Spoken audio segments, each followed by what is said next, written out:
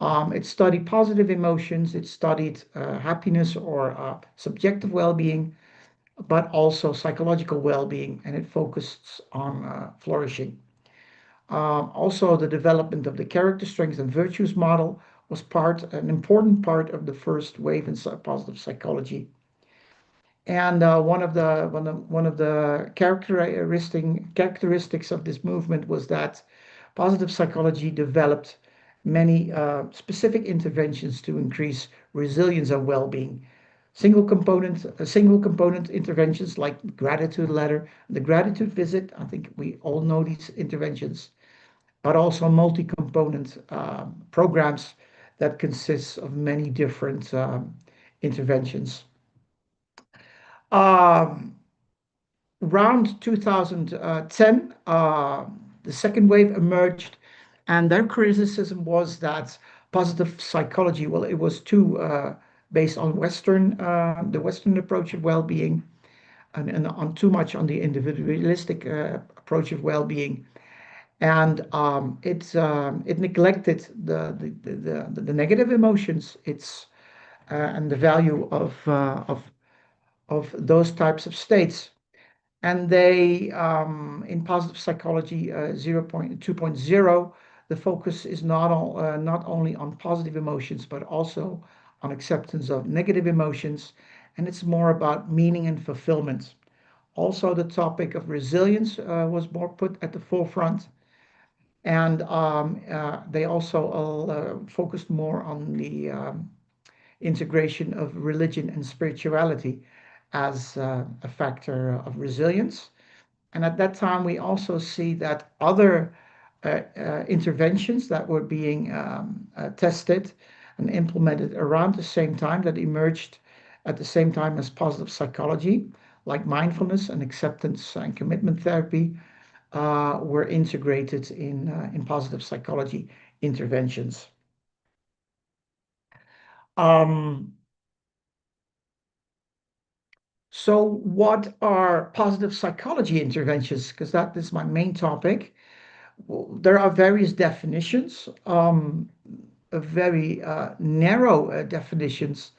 A definition is this one: positive psychology interventions are interventions aimed at increasing positive feelings, behaviors, and cognitions that use strategies to increase well-being based on positive psychology theories and empirical research.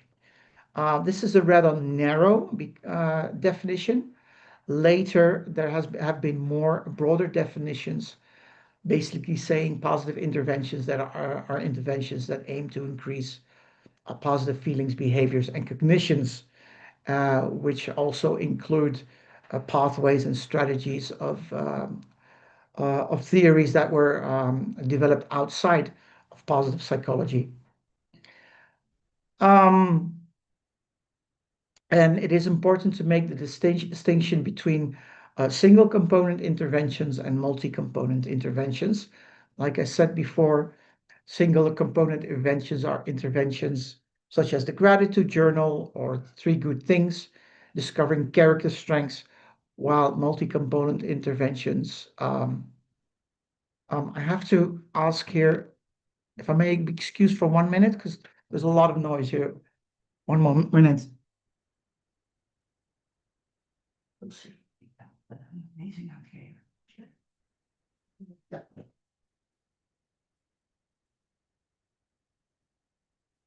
My apologies. My wife is in the other room talking to, she's working from home, and we don't have soundproof cabins here, rooms here.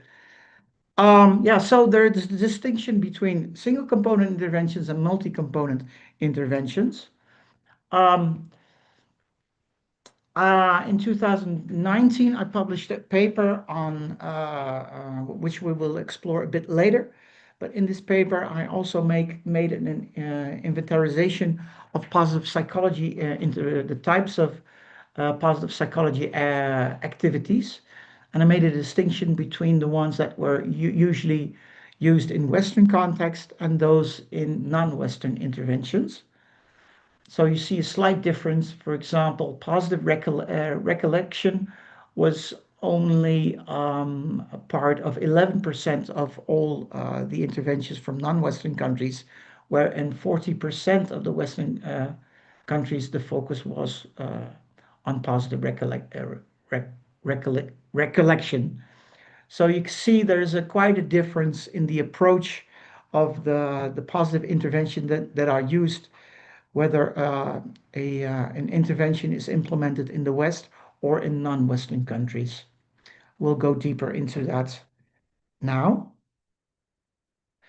Um, well, first, let's get a good definition of resilience. I think everybody knows what resilience is, and mostly psychological resilience. So, psychological resilience could be defined as the capacity of individuals to cope effectively with stress and adversity, to adapt successfully to setbacks, and to recover from negative emotional experiences.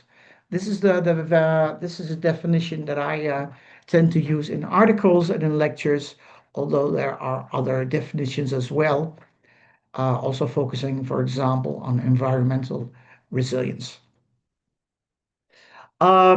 I firstly started studying in resilience in Suriname, and I will tell you something about my work there. And I think it's very interesting for people from Kenya because there's a lot of similarity between the Kenyan society and the Surinamese society.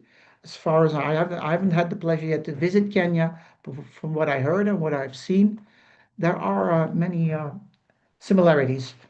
So first, what is Suriname? Suriname is a small country and is located above America, above Brazil.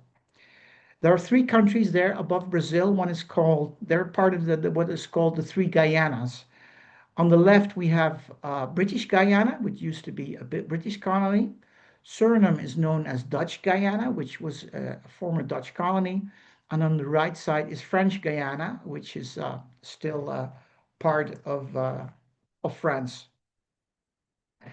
Um, it is a very multicultural country. You know, there used to live many native Indians. Then the Europeans came to South America, and they brought in many slaves to work on the plantations. So you see still at the moment, a large part of the population is from African descent. We have the Creoles, which are about 16% of the population, and the Maroons. And the Maroons are the descendants from the slaves who escaped the plantations and settled in the interior forests. Um, After slavery was ended, they brought in many indented workers from India. So one third of the population in Suriname is still from Indian descent. And also contract workers from Indonesia came. So there's still quite a large of number of people with Javanese roots. And of course, there are many people who are multiracial, so from mixed marriages. 4% is still indigenous, so Native American. And the past 10 years, we have seen an increasing influx of people from China in Suriname. Um, and this is and what is also striking is that it is a quite large country, but it only has 500,000 residents. So Suriname is for 99.5% covered in forest, the Amazon forest, and only has like one large capital with 300,000 people. So it's like a micro multiracial universe, you could say almost. But what I liked about the country is that because there are different racial groups, but there isn't a particular majority of minority, so they hold each other in balance. So it's a country where there is little ethnic discrimination, or there is little tension between the racial groups. Everybody needs to live in harmony with each other. This is also reflected in the composition of the religions there. Uh, 49% are Christians, 22% are adhere to the Hindu belief, 14% are people are Islamic people, and 1% Javanism. And here you see a quite unique picture where Suriname is always proud of this. This is one of the main streets in Suriname where there's a mosque next to a synagogue, which is quite unique in the world. Um, and yeah, I would say that Suriname, for most people, resilience is a very important, or the religion is a very important source for religion. But people aren't fanatic in their religion, so there's very open mind to other religions. And Suriname, there are also many festivities, and every ethnic population gets one or several days in which they celebrate their cultural the cultural beliefs and the culture, and often they do it together. Like Christmas has become a festivity for all people, and also Pagwa, which is originally an Hindu festival, is also celebrated by most of the people. Um, we could say that, according to the Hofstede dimensions, that Suriname it can be classified as a moderately collectivistic society in which family ties are central.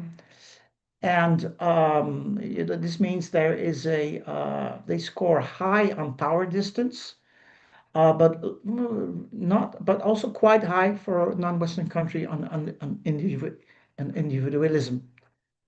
Um, I've also mentioned another characteristic which is relevant for us psychologists. Uh, Lawman Datra. Lawman means fool or crazy man. No, more like a crazy man. And Datra means doctor. So a psychologist is known by many as the doctor for crazy people. And this reflects the stigmatization of the field of psychology. And this, of course, hinders people to go to a psychologist. And it's also one of the reasons why I believe that positive psychology fits in very well with the Surinamese, would fit very well within the Surinamese healthcare. Um, in my study, I did a PhD trajectory with the University of Amsterdam, and my three main topics of my thesis were first, how effective, I wanted to answer the following questions: how effective are multi-component positive psychology interventions? Um, and what factors influence resilience in Suriname? And how can a culturally adapted positive psychology intervention increase resilience and positive mental health among workers in Suriname? So for the first analysis, for the first meta-analysis, I started doing a bibliometric analysis where you collect as many studies as you can on a particular topic. My research question was how weird are positive psychology interventions? This was published in the Journal of Positive Psychology and has become one of my most cited articles. And yeah, it deals with the important topic of weirdness. Weird is an acronym for those who do not know it yet, which consists of the following letters: the W for Western, E for educated, industrialized for the I, the R stands for rich, and D for democratic. And it describes the fact that what we mostly know in psychology is based on research among populations that are weird. That most studies were done in the US or in Europe among people who had a higher education, who lived in industrialized zones, who were relatively living in affluent conditions, so they were rich, and they were conducted in countries that were democratic. And then the pitfall of that is that we tend to generalize these findings among a select group of people to all people around the world. And this causes, of course, bias in psychology. So I wanted to study uh, how weird actually positive psychology interventions were before we generalize the findings from positive psychology interventions to other societies. And we can see that, when positive psychology started in 1998, there were only two studies, and these were studies on the effects of positive psychology interventions. So not a multi-component positive psychology intervention. No, actually, positive psychology interventions. So in 1998, there were only two studies on positive psychology interventions, of course, because positive psychology had not started. And that number started to rise actually since 2006. But still, until 2000, let's see, 13, there were very few studies on positive psychology, multi-component psychology interventions conducted in non-Western countries. And since 2013, 14, we see a rise. And this research stretched until 2016. Currently, we're setting up a follow-up study to see what the changes have been since 2016. But here you see there's a very clear that the ratio is shifting. So more and more research is coming from non-Western countries, which is actually also interesting that I'm currently working with Ryan Nemich from the VIA Institute, the leading research center in the field of character strengths. And we want to do a special issue on the on positive psychology, character strengths-based interventions for the Journal of International Applied Positive Psychology. And when we started talking, Ryan, I was very much in favor of making it an issue on particularly on interventions from non-Western countries. And he was not so much in favor of that. He said, let's keep it broad and let's just, of course, we can include, but the, the, the character strength interventions from non-Western countries, but our focus should be, we have a general focus. But currently, over 75% of the manuscripts, I think we had about 10 manuscripts submitted, were from non-Western countries. So you can see that the strength-based approach is becoming very popular in particularly in non-Western countries.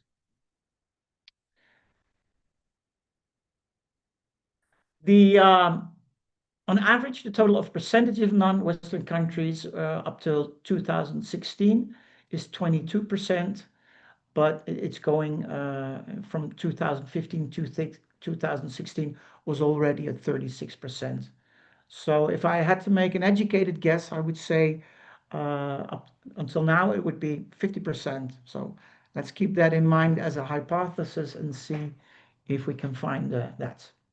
So the conclusion was that positive psychologies were still predominantly conducted in Western countries. However, there's a strong and steady increase in randomized controlled trials from non-Western countries, indicating a trend towards globalization of positive psychology research. Um, then a second question. Oh, yeah, as a correction, this was a study that included randomized controlled trials, but included also single component intervention studies. But this was basically only publications on RCTs.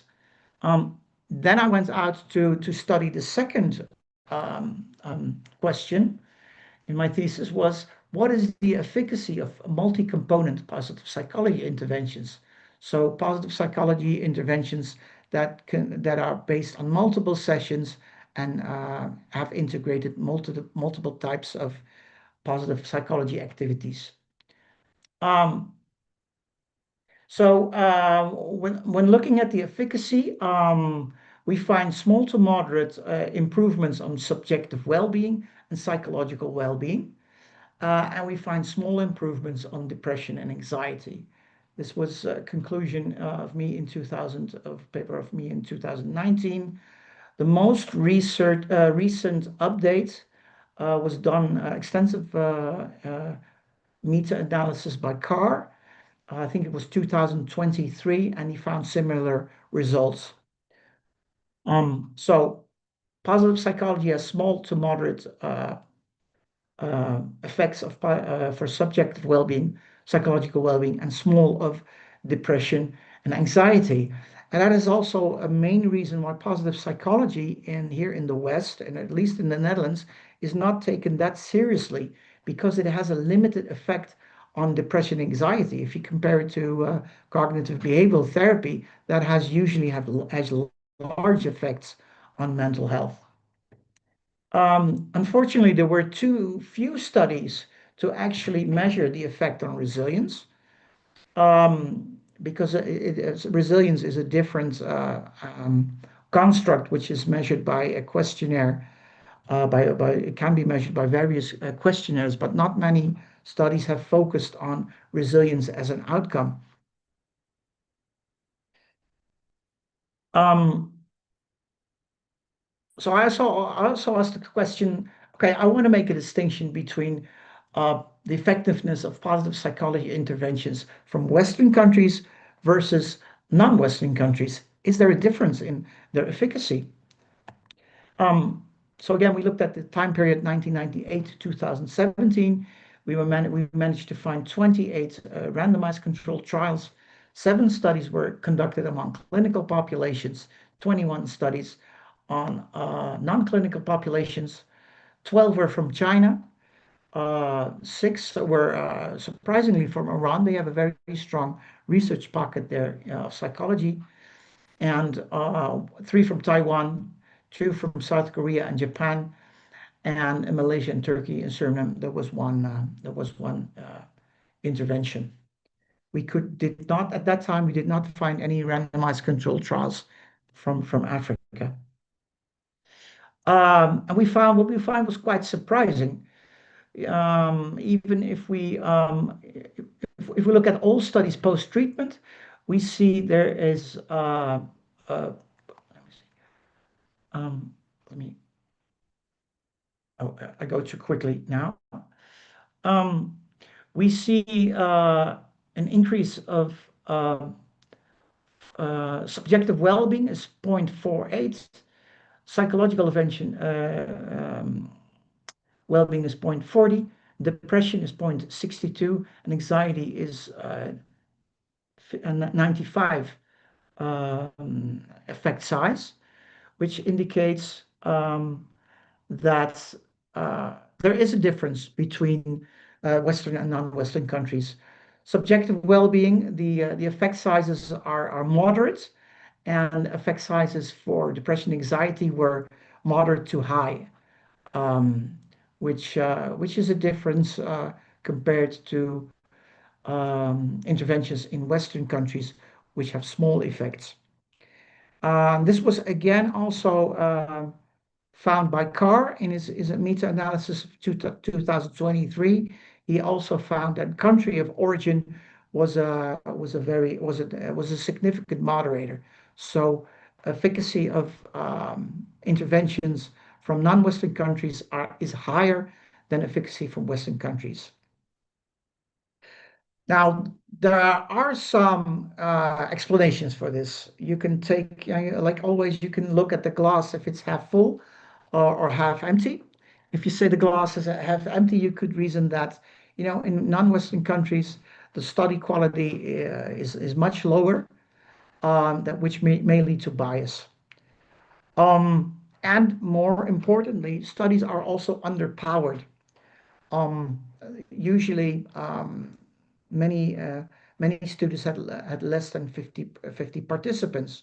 Randomized controlled trials are all often complex to implement and costly, and in many non-Western countries, there isn't simply the budget to conduct them according to the highest standards. Um, so yeah, you could look. There were 2 reasons. So then, study quality was the main one. But I looked at it from a different perspective. And reasons why I think positive psychology that contribute to the larger effect size of positive psychology interventions is that they are less stigmatizing. People are more inclined to participate them because they focus on our behavior and they focus more about our feelings and not so much on the way people think and changing their rational approach. Um, they are less stigmatizing because they don't focus on problems. They don't focus on pathology. So people are more inclined to participate in them because you're not crazy if you participate in a positive psychology intervention. The reason earlier I mentioned is this: they focus more on feelings rather than thinking. You know, exercises like the gratitude journal, discussing your emotions, they tend to focus more on what people feel and not irrational, discovering the irrational thought patterns. And that also is more culturally sensitive. Um, Another important aspect is that positive psychology interventions, the activities are quite simple to instruct. Anyone can conduct a gratitude journal exercise or an intervention or any activity to increase positive emotions. It is not as complicated as cognitive behavioral therapy. And this is very helpful when we talk about closing the treatment gap. Many of the the regular psychology interventions can only be conducted by psychologists, by psychiatrists, that people who are quite highly educated. And there's a limited number of those professionals in non-Western countries. So in psychology, people always try to find ways to close that treatment gap, to have interventions, make interventions more accessible, and so that they also can be conducted by, for example, social workers. And positive psychology allow for that because they are quite simple. Um, like here, not only a psychologist can implement them, but also like a counselor or a human resource advisor or medical doctor, medical health, how do you call it in English? Nurses and teachers. Also important, religion and spirituality is a topic that traditional psychology tends to ignore or, yeah, usually doesn't include that in their interventions, but positive psychology interventions allow for integration of activities involving spirituality and religiousness, and therefore make a much better cultural fit. Because religion is one of the bedrock, was my also my I've worded that religion is the bedrock for resilience. Everything resilience, like religion, gives the energy to become resilient for many people. That is, particularly in non-Western countries. Um, and yeah, throughout the years, there have been also many adaptations of positive psychology interventions. But for example, particularly in Iran, that they adapt the positive psychology exercises to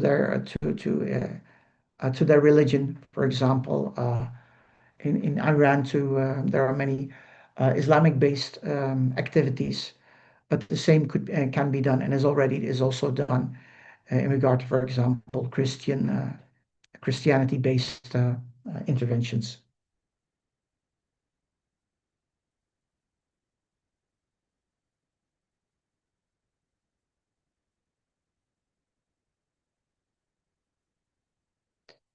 So here's again, this is a summary of what we discussed. So we found that positive psychology interventions were more effective in non-Western countries. Uh, Half full the glass would say lower study quality and high risk of bias, perhaps even a novelty effect. But I explored more why positive psychology was a better cultural fit. And in order to test my hypothesis that it is a better cultural fit, I conducted a randomized controlled trial in Suriname. We had a group of 154 workers from various companies. They were randomized into a intervention group and a waitlist control group. They underwent a 6-week program, 2 hours a week program, where they were trained by trainers.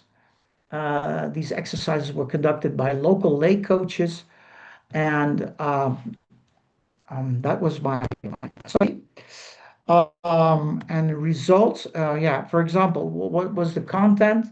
The first week, we focused on Grand Tangi, which is Surinamese for big thanks, of course, about expressing gratitude. Then we focused on the function and recognizing and stimulating positive emotions. The third session was on character strengths, identifying your character strengths and using them. Week 4 was on positive goal setting, positive thinking, positive reimagining was the topic in week 5. And forgiveness and surrendering was the topic of week 6. Um, and the outcomes of the study, we measured several outcomes. First, we measured resilience with the CD risk questionnaire.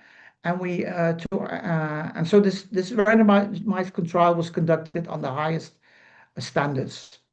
And we found that resilience improved with a large effect size, 0.80. Also, subjective well-being, emotional well-being improved. That was a small effect, but a moderate effect on subjective well-being and a moderate effect on positive well-being, psychological well-being. We saw that work engagement increased with a moderate effect.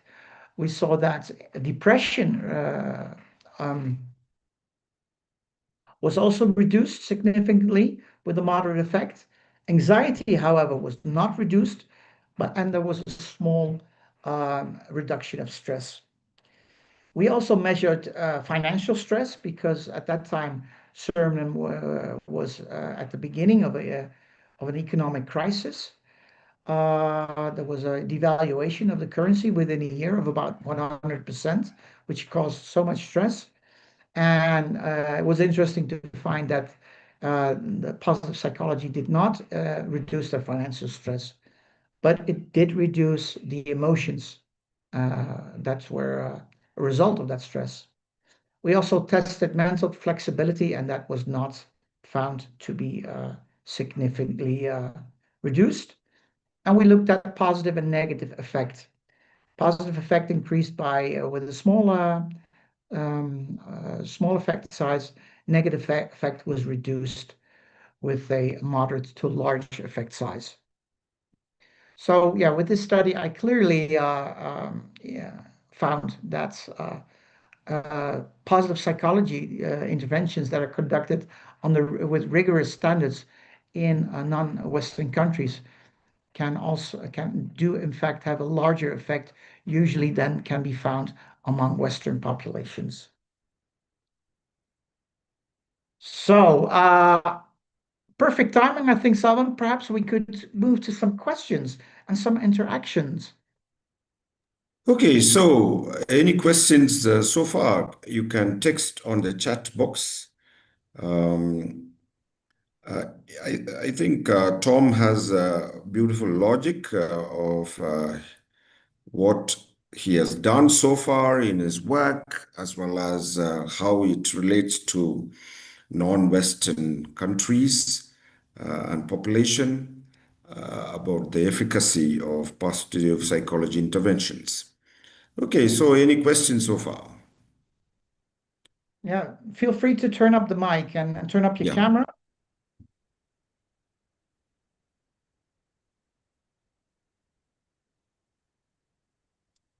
So let me start with one of my questions. So your last slide was demonstrating or supporting the hypothesis that positive psychology interventions have a higher cultural fit in Yeah. non-Western cultures. Am I Yes. right in that? Yeah. That because that was one of your hypotheses. Yeah. Well, basically, my hypothesis was that these effects the large effects can also be achieved under rigorous standards. Yeah. Yeah.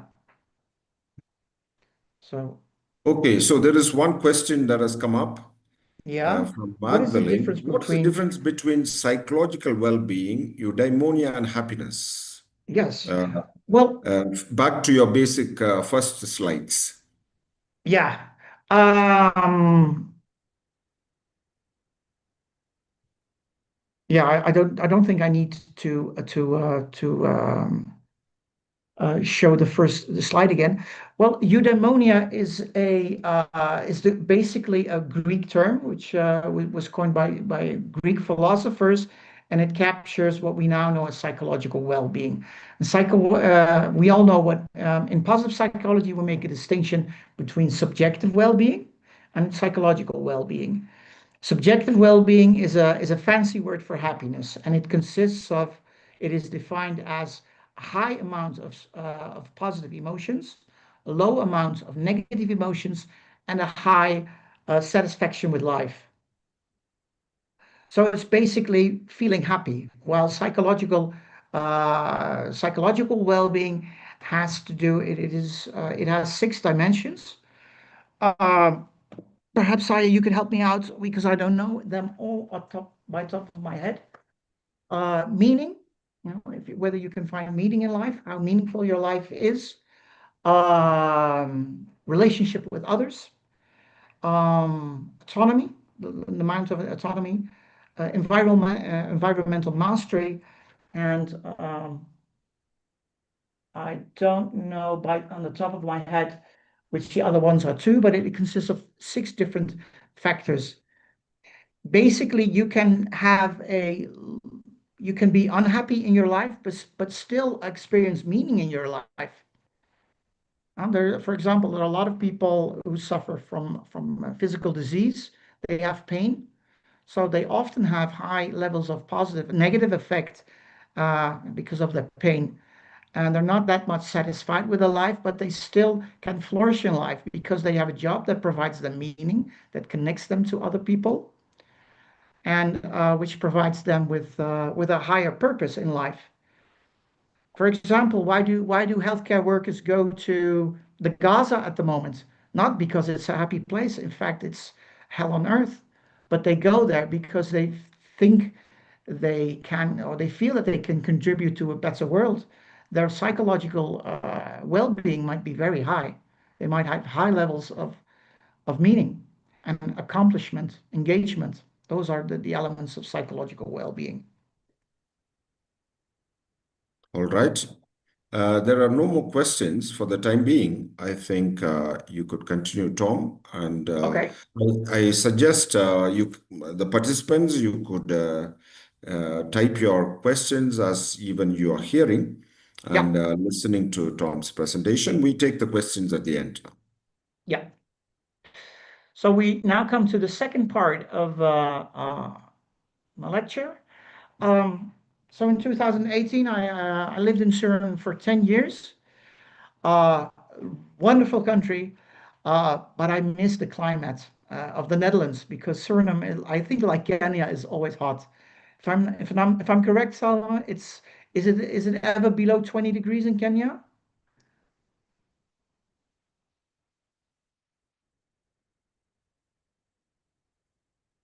Oh, Uh, but uh, it's along the equator, so it is not so cold. Like okay. there are places over 2,000 meters high Yeah, in Kenya. But if you go to the lowlands, yeah, bordering South Sudan and Ethiopia, it's hot, yeah. yeah. It can go So up I to always like, 35, 40, yeah. yeah. Thank you. Yeah, there was a glitch in it stopped for a moment there on the Zoom. Okay. Anyway, I was telling you,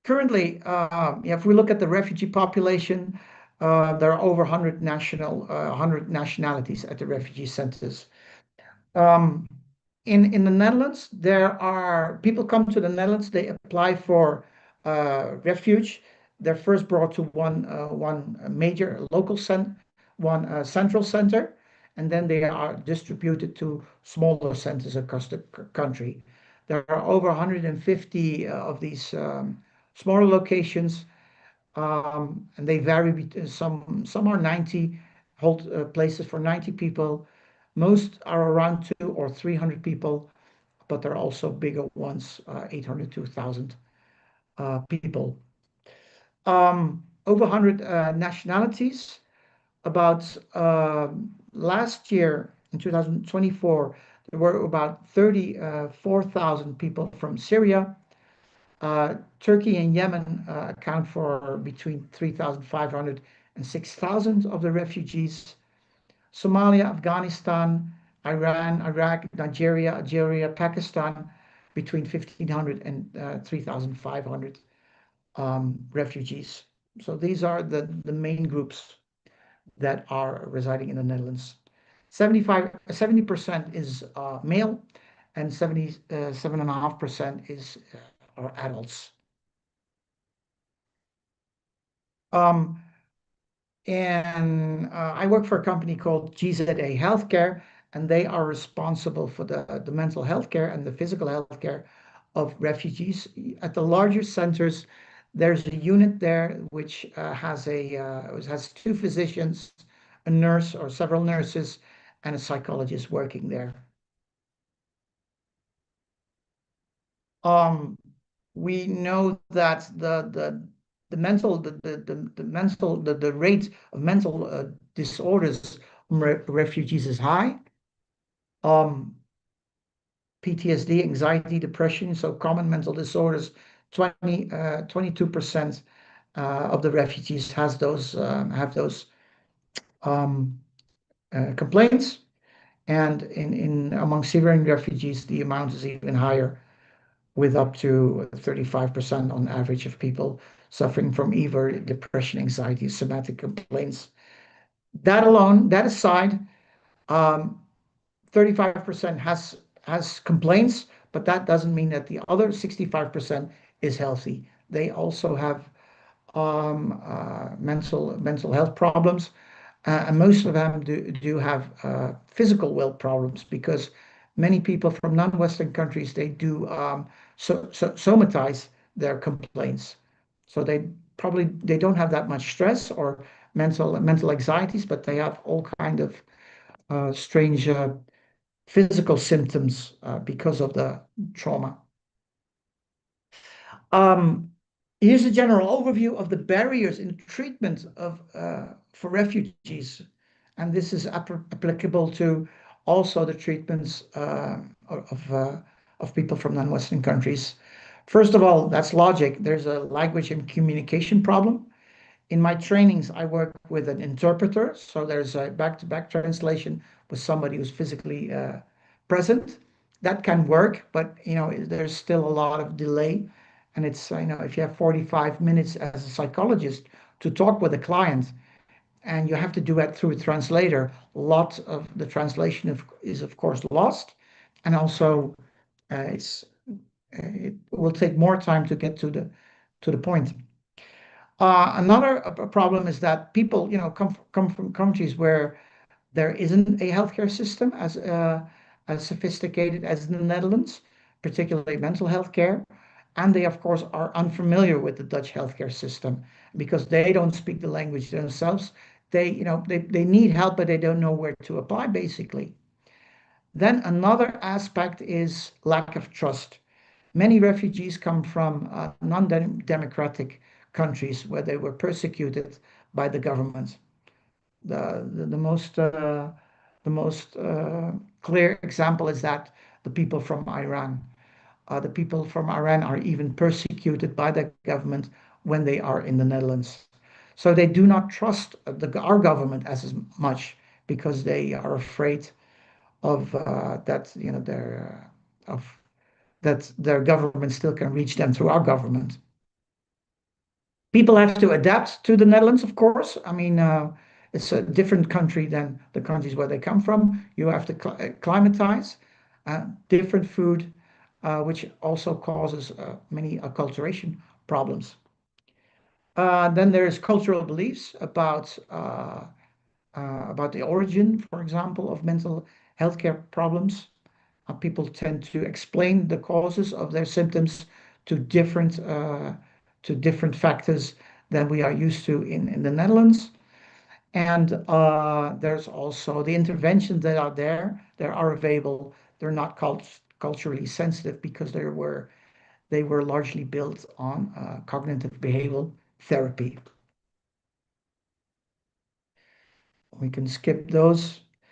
Um, this was usually, if we want to treat PTSD, there were, before 2018, the following types of interventions were available. So narrative exposure therapy, cognitive therapy, various forms of cognitive behavioral therapy, and prolonged exposure. Um, and from those, it turns out that only there's sufficient evidence that EDMR works, but the efficacy of CBT-based interventions was very low.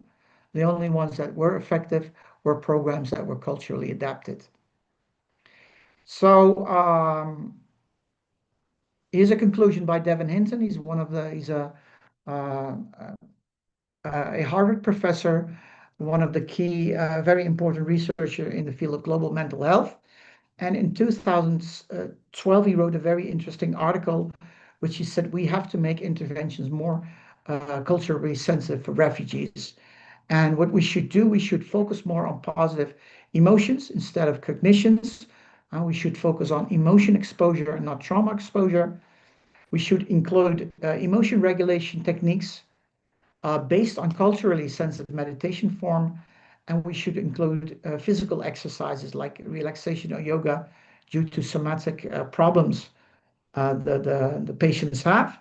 And we should include cultural healing rituals and symbolism. So when I read this article, I was like, all those elements, they are there in positive psychology interventions. Positive psychology interventions, they focus on positive emotions and not the cognitions. They focus on emotion exposure and emotion regulation techniques. They also integrate relaxation and meditation and also allow for inclusion of religion and cultural healing practices. Um,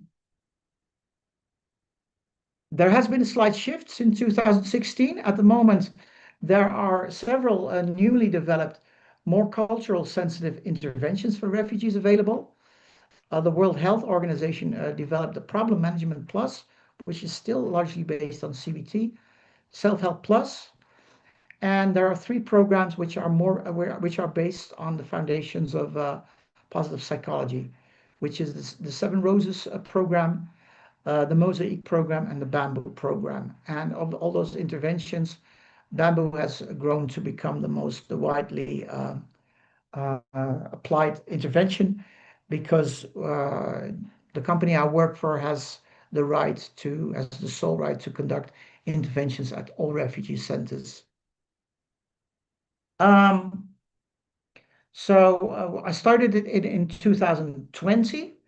We started it in January 2020, but in 3 months later, COVID broke out. And that set us back because during the period of 2020 to 2022, there was a lockdown. Many refugee centers didn't allow for group interventions anymore. So we could not conduct that many programs. So we have been running the program very consistently only for the past 3 years. And we have conducted so far over 800 programs, reaching with over 4,000 sessions, reaching over 6,000 participants. Currently, we have about 60 certified trainers that work at 100, more than 150 centers. Uh, it has 5 topics. It focuses on increasing the resilience and mental well-beings. First session, we go through a journey in the Bamboo program. We have 5 sessions. The first session focuses on resilience displayed in the past. So we look, I will give some examples of exercises we do later.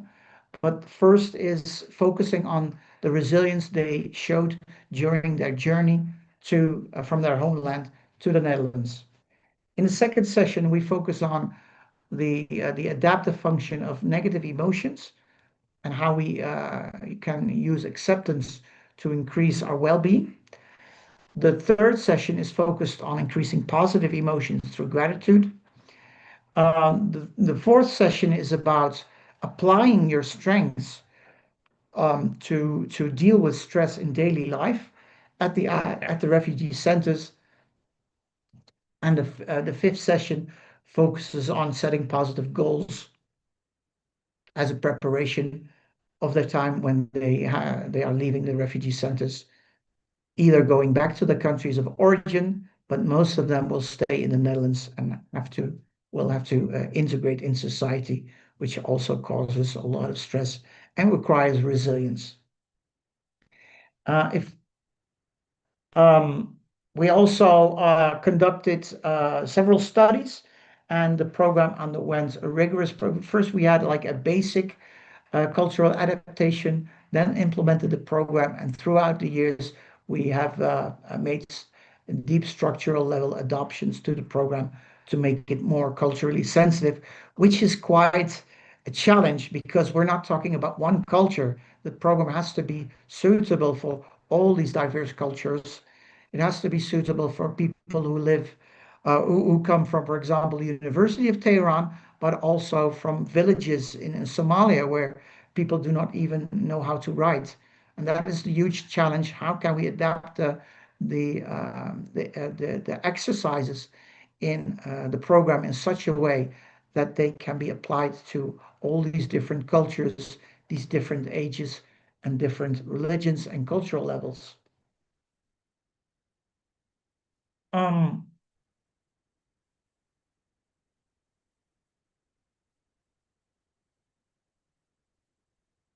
the topic that is central in the Bamboo program to increase resilience is the discovery and exploration of character strengths.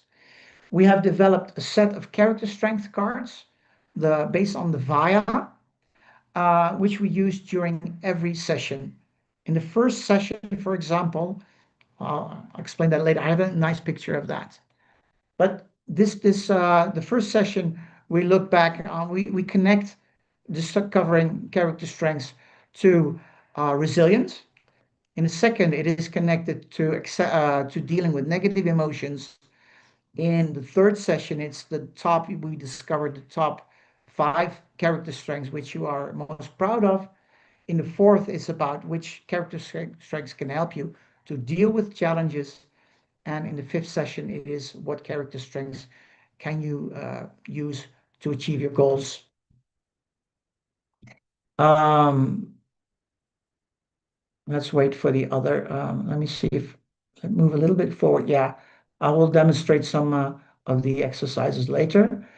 Let's go more into the research. It's also important to study, of course, the effects. First, we did a feasibility study where we measured the resilience. One of the major challenges is that we're working with people who have a very low literacy, who are very low literate. So that means also if you want to measure outcomes, we have to limit the test battery. We cannot give them a test battery that contains, like in Suriname, 8 different outcomes because that's too much of a burden. So we had to restrict the number of questions or questionnaires. We decided to measure resilience with the Davidson scale, positive and negative effect, and one measure of feeling of happiness. We had in total, we collected in total 645 questionnaires, which resulted in 242 complete sets, because we have, of course, had a pre and a post measurement. Most people were Arabic speaking, and we did an intention to treat analysis, a paired sample t-test, and we found significant increase on resilience, on happiness, on positive effect, and a significant decrease of negative effect. Resilience was a moderate effect, happiness was a large effect, uh, and positive effect was small, negative effect was medium. So this looked very promising, but of course, there are strengths and limitations. One strength was that it's, of course, an understudied population. It is very difficult to collect data among this group because, for example, the low literacy, but also because their distrust in when they come here. They don't want to fill out the questionnaires because they fear what might happen with the data. No matter how you explain it to them, they still do not trust it yet. Um, but still, the population we had was fairly representative in terms of nationality. But the limitations, of course, are we didn't have a control group. It was a non-controlled trial. It was also a convenience sample, so there might be selection bias, and the data was collected over a relatively strong, longer period. So we could not measure the influence of external influences, for example, COVID-19 during that period. That may also have affected the measures. Um, so it's very important that, if you do a feasibility study and you find interesting results, that you do a randomized controlled trial. And we started doing that. And that has been a major headache for me in the sense that it's extremely difficult. And in Suriname, it was, we took 1 month, no, in total 3 months to set up the study. We had we had over 160 participants who joined. I recently also did another randomized controlled trial among young adolescents. I had 200 participants in two control groups. But a randomized controlled trial among refugees is very difficult to do because you have to train the groups by the language. And that's a problem because the number of people that want to apply to an intervention is low. For example, if I approach 100 people, only like 20 people will come. The response is about between 15 and 20%. And you have to train the people, for example, men and women, you have to treat them, put them in different groups because particularly in Islamic culture, men and women do not mix well together because men tend to behave differently when women are in the group, and women are much more closed when there are men in a group. So if you want to truly measure the effects of the group, you have to have them in separate groups. We started at 3 locations. No, in 2023. One, I remember we started with 2 groups of 30 people, and when they started, of the 30 people, only 15 people showed up. And then after 2 weeks, there was a dropout of 9 people because also refugees often only stay temporary at the location. So you have a high chance that during the intervention, somebody drops out because he's transferred to a different location. It's very sensitive to external influences. During the first trial in Zutphen, there was an uprising in Iran. A protester got killed, and at the center, people started to protest also against their government. So their mind was not on on joining a program anymore. Their mind was on what's happening in my home country. Also, sickness was high at that moment. It was organized. This was not a smart idea, but I didn't realize at that time. It was organized in the winter, so people got more sick. That's really, that's very understandable. If you're living in a country where it's always 30 degrees and you come to the Netherlands, you get more sick. It's more chances that you become physically ill.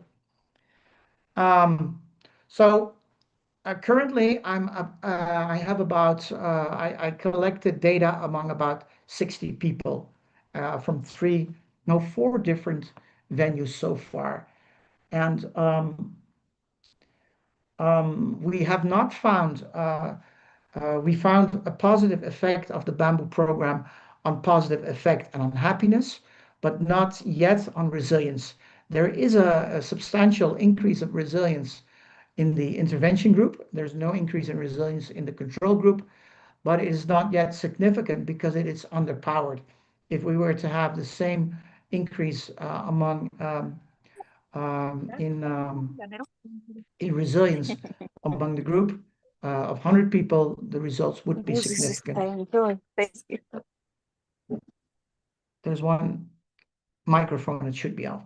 So that's still work on the way. I will not go into. Let's look at some nice, more practical examples of interventions. So we start with the bamboo with it's one core element is positive affirmations, self-affirmations, talking about your own strengths, repeating your own strengths. We have a ritual in the program, which we start every program, every meeting, and we close it in the same manner, which now I will show.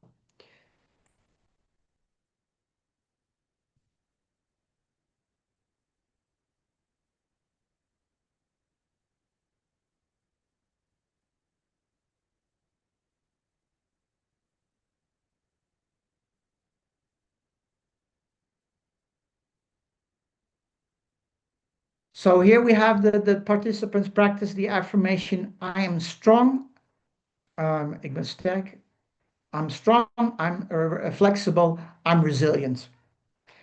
And these were ladies from Yemen and from Syria, and they're all shiny and happy. But I tell you, in the first session, people are very insecure. They stand in the circle, they are scared, they don't have the self-confidence to even say, I'm strong, I'm resilient. And we practiced that over and over again until the final session. You could see in the background that it was his final session because the ladies prepared delicious food. But in the final session, most of the participants, they regain their confidence again, and they can express that. And this is a very strong exercise because you have to understand that if you are a refugee, you have lost your positive self-identity often because you had to leave everything behind, your job, your status, your family. So your positive self-identity you really have to rediscover your qualities again. So we do that with positive affirmations and a movement. We have them, they hold a bamboo stick. We call the program bamboo because bamboo is a plant is strong, that is resilient and grows quickly. So it's a good metaphor for the resilience of the people and their own resilience. Oh, let me go to the next slide.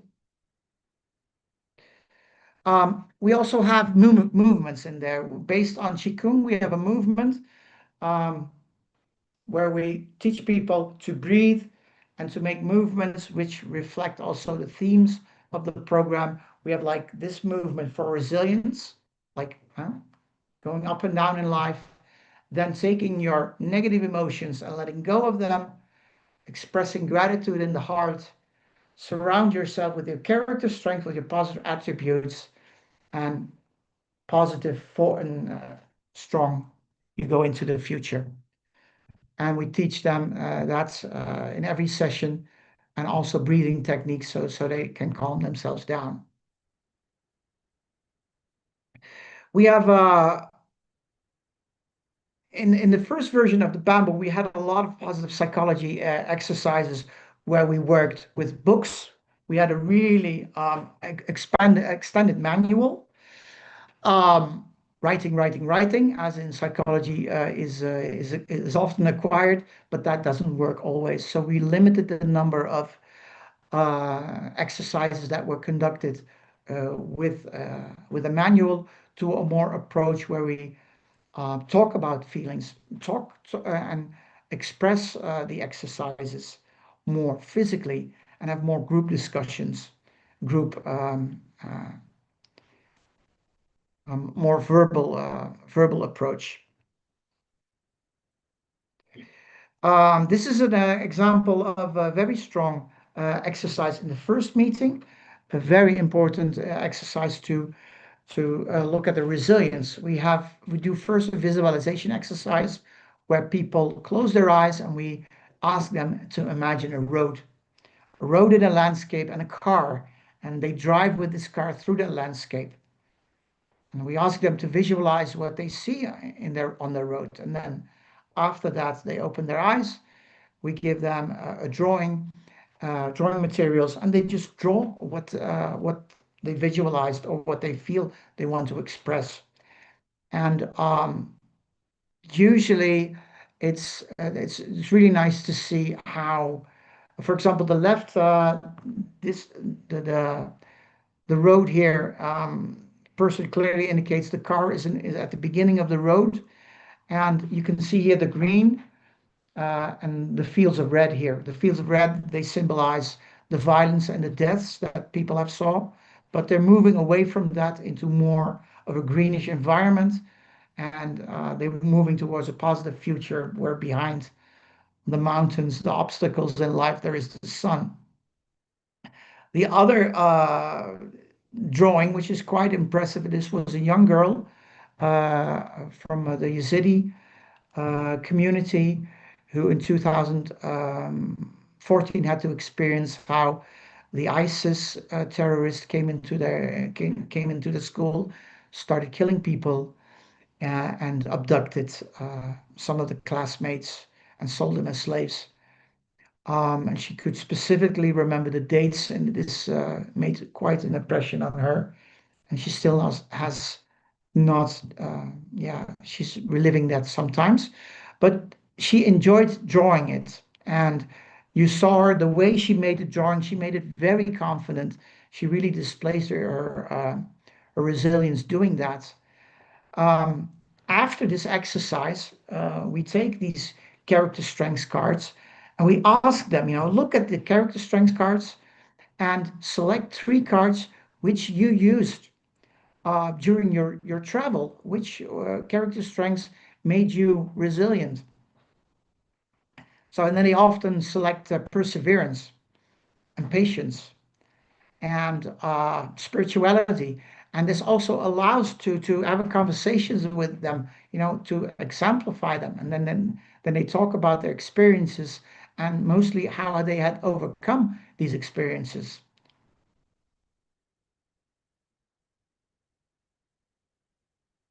Um, another exercise which helps a lot. I mean, in we you perhaps know the 3 good things exercise, where you write down on paper 3 good things that happened to you. Well, many of our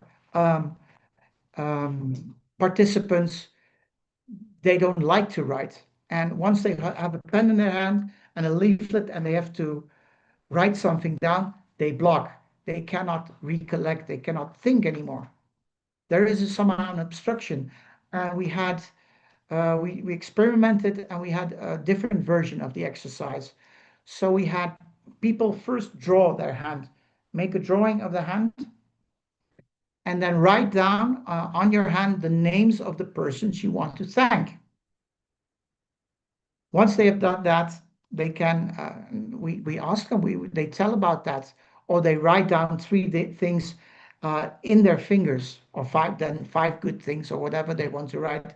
They write it on the paper also. But we found when you first interact with them in a creative way, you stimulate their recollection and their ability to recollect and to write it down, because otherwise people just stare at the paper and don't do anything.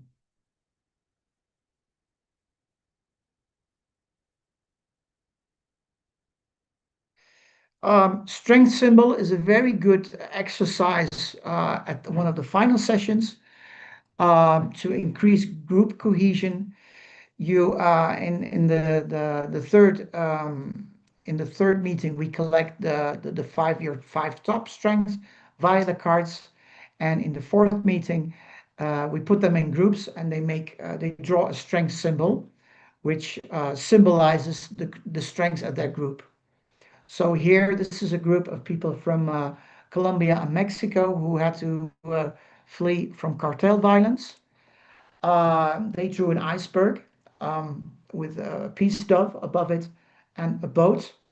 On the boat, you can also see it was also this also symbolized for them how their religion, how their faith in God brought them so far. And below the surface of of the iceberg are all the character strengths which they have as a group in common, like love and gratitude.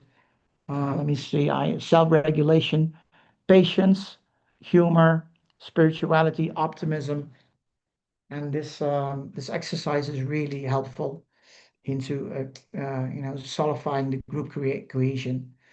This is also important because at the refugee centers, people have a lot of mistrust. They live in a room with their family or even with 3 or 4 strangers on a room, and they don't seek out contact in the center with other people because they're very protective, and they have a tendency to distrust other people. And then we also have cultural sensitive meditation, where we meditate with the people and where they have positive self affirmations. This is a group of also, I think, ladies from Syria. This is another topic. I don't have time to explore that. That would take another hour, but I focus more on culturally sensitizing yoga-based meditation, because in yoga there's a whole model that posits that character strengths are not just mental, but they are presented in our body. And here we have people focus their attention on different parts of the body, and then um, uh, have a positive affirmation. For example, here, let me become one with myself, because the head represents the integration of all the character strengths. We have a strengths walk. I will show you another video. What we do if they have discovered the top 5 strengths, we let them affirm them again. We have a star on a paper, 1, 2, 3, 4, 5 in the star form. They stand on star 1, express their first quality, then walk to the second one, third one, fourth one, and say that positive strength that they have aloud, affirm that again, but then also open up to the others. This is a group of ladies from Iran who speak Farsi. I'm grateful. I am self-regulated. I'm courageous. I want to learn. I love for learning. The last one I couldn't understand anymore. But this is an exercise where we, explore these character strengths and internalize them. So it goes beyond just mentally knowing what your character strengths are, but feeling the character strengths in your body also. And I think one of the final exercises, and this is actually the strongest exercise in the program. It's called talking behind my back, where we have, again, this is one of the final sessions where people know each other quite a lot. And one person sits with the back to the other persons, and then the other two persons talk positively about the good characteristics, about the character strengths of that person. And the effect of this exercise is amazing. I mean, I recently was in Ukraine, and they hired me, but they were quite skeptical of positive psychology interventions because it's new. Not people are familiarized with them. Psychiatrists, they are always a big skeptic about psychology. Uh, and on paper, this exercise looks simple. I mean, does this work? But when you do it yourself, it is amazing exercises. When you hear other people talking about you in a positive way, about what you're good at, it opens, really literally opens the hearts of people. People can feel a glowing sensation here. They are filled with strengths, basically. I had so many amazing experiences with this exercise. I can remember one time I was giving it to a group of Syrian men. These were military men. There was this huge fellow. He sat there. Other men, they talked about him, and he started crying. I mean, this macho guy, he started crying, tears of joy. After this intervention, he was still like, he was sitting on the table, really like gazing. And I asked him, "How are you doing? Are you doing fine?"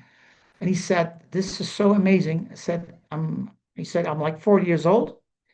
All my life, I talk with other men. We talk about cars. We talk about football. We talk about women. But this is the first time I heard somebody talking about me, who I am."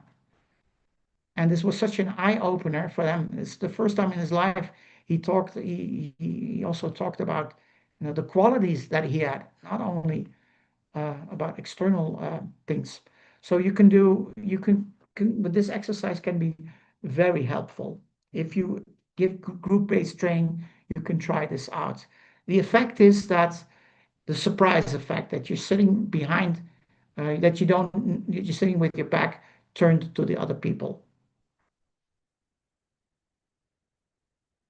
And the psychiatrists I trained so far, they are very enthusiastic about this approach. So, and then at the end, yeah, there's a certificate. Also, we close and people get a certificate of participation. Funny thing is, we have relatively many ladies from Somalia joining the project because they're very open-minded and they want to learn a lot. I mean, if I have a group, for example, if I approach approximately 30, usually we have to approach people to come to the training. Usually, if I approach 30 people from Syria, you have maybe 6 or 8 people who want to join the program. If you approach 30 Somalia women, 30 will join. Maybe only 20, but when the program gets going, they bring 10 others. They are very open to learn, and they're very positive in the sense that they are very well. Love of learning is one of their greatest character strengths. Um, Anyway, at the end of the session 5, they get a certificate, which also signifies an important moment for them. For many, particularly the women, it's the first time they are acknowledged on paper with a diploma that they have achieved something, which for some is an amazing achievement.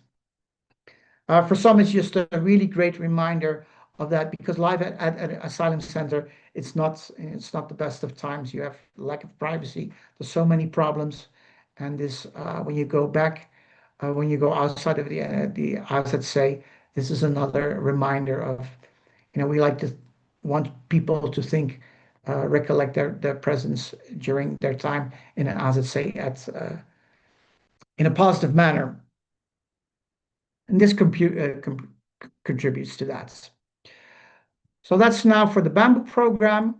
Currently, I've also adapted this program for Ukrainian refugees, which is being implemented in Ukraine at the moment, which is also challenging because the country is at war, and it is more culturally adapted. It's also culturally adapted, and it's quite different because the level of psychoeducation is higher, and it contains culturally adapted meditation for Ukrainians. So I think I will stop talking now, and yeah, we'd love to hear some questions of you or some feedback um, on this topic. On the Great. topic, I Yeah, very interesting.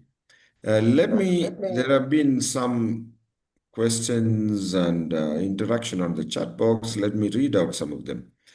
Um, yeah, earlier on, Caroline asks, what were the reasons for low quality studies? Because in your first part of your presentation, you had talked about low quality studies in non-Western countries, yeah. as identified in the meta-analysis. Yeah. Um, so the question is, why were these studies qualified as low? Yeah. Yeah. Well, basically, if you want to conduct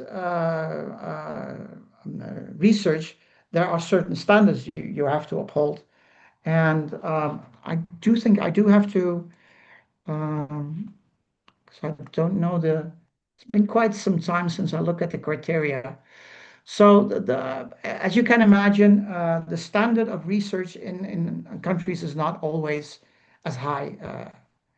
I mean, the standards for example, the quality of research in South America and Suriname is much lower, the level than in Europe. If I compare the level of research from our department to, for example, Harvard University or the top tier magazines, of course, the standards are always higher. And this also reflects in the way we write articles. Let me look at the criteria. Um, research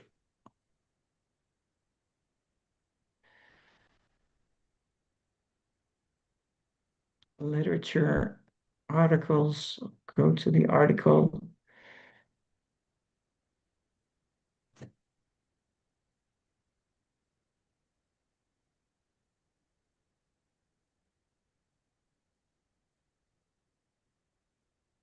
And see what criteria.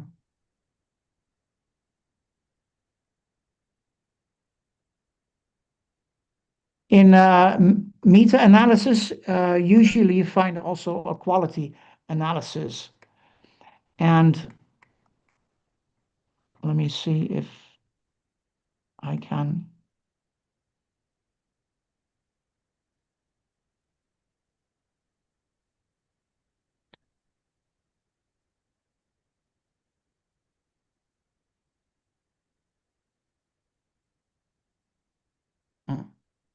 Now, I can't find it. I'll try to briefly answer it.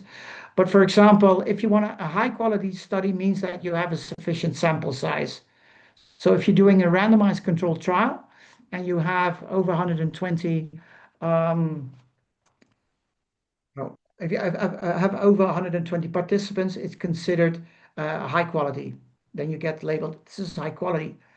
But also, if a paper doesn't, for example, report how randomization was conducted, then you qualify as a low quality study. You have to describe in detail how you did the randomization. Otherwise, we don't know if there's bias. Is a study how was dealt with blinding? You know, was the study blinded? If that's not described in a paper, then it's a low quality study. All right. So, So there are yeah, several questions here. yeah. What's the comparison of positive psychology interventions uptake between weird countries and non-Western populations? Um, Again, what was the question? Do I see it here? Comparison of positive psychology interventions uptake, Yeah. yeah, between weird and non-Western populations. What you mean with uptake? Meaning acceptance or yeah, warming up to these interventions. Any differences between Western and non-Western populations? I don't understand the question Now, quite. probably, I mean, I think that question could be offered, answered by that cultural fit, that aspect of cultural fit that among non-Western populations, positive psychology interventions are more acceptable because of their appeal for example, spirituality, communal Yeah, approach to well-being, all that, which positive psychology offers, Yeah. yeah. Yeah, I mean, Okay. it's more positive psychology. It focuses on increasing your own well-being, but you do that through collective activities. You do that Hmm. together with others, and Yeah. that works better in non-Western countries. And like I said, in many positive psychology interventions, there is you can include religion as a factor, which is left out of the cognitive behavioral therapy, Hmm. and also Western in cognitive in non-Western countries, you don't talk about what's wrong with you. You don't talk what's wrong with your family. You don't want to shame yourself. You don't want to shame the family. So there's a Yeah. lot of self-stigmatization. But when you go to positive psychology interventions, when you talk about character strengths, it's all talking about what is strong about you, strong about your family. So you don't have to talk about, you can talk about, it allows people to talk about what is negative in a safe way. So they can, of course, Okay. talk what's wrong with Hmm. them, but first they can introduce it in a more positive way. Like the resilience, of course, they draw a road. They talk about the character strengths, but they're not going to talk only about the trauma, but also about how they overcame their trauma. And that opens Okay. up people. Hmm. People are leaving because it's beyond time. Yeah, So let's try to wind up with some of the significant comments here. Like Mary Kitaka has experience of working with Somali refugees. In Kenya, we have yeah, a part of Kenyan population already. There are Somali population, but also we yeah, have refugees. And she says there are those who do not know how to read and write. And exactly. among Yeah, them, therapy was great for them using painting or art therapy. And you also have used similar techniques. yeah. This comment came much earlier after, I mean, much before you made your presentation about Okay. the use of art and yeah. Yeah. Any comment you want to make, Tom, regarding No, that? I think it's nice to see that. And then indeed, Yeah, yeah, yeah, Somali refugees, some mm, women have never even hold a pen. yeah, I've encountered that for the first mm, time in their life. They don't even know how to write. So for yeah, them, and yeah, also verbal expression is very important. yeah. What you try to explain about bamboo, why it's called bamboo? Is it an abbreviation or No, no, it's not an abbreviation. We see body and mind-based ah, organizational outreach. yeah. No, I posted that. I found it in the AI. no. Sometimes AI makes up. Yeah. Yeah. No, like I Um, said, bamboo is a plant that grows is strongly, mm, is resilient, mm, and is flexible. So it is a metaphor for yeah. refugees. Mary continues, who has an experience of working with Somali refugees. She continues to say they would cook and bring food from their Yeah, culture. It was really I yeah, mean, great ending that way. Yeah, yeah. We also see that. We also have the yeah. one of the after the third largest group is people from Eritrea.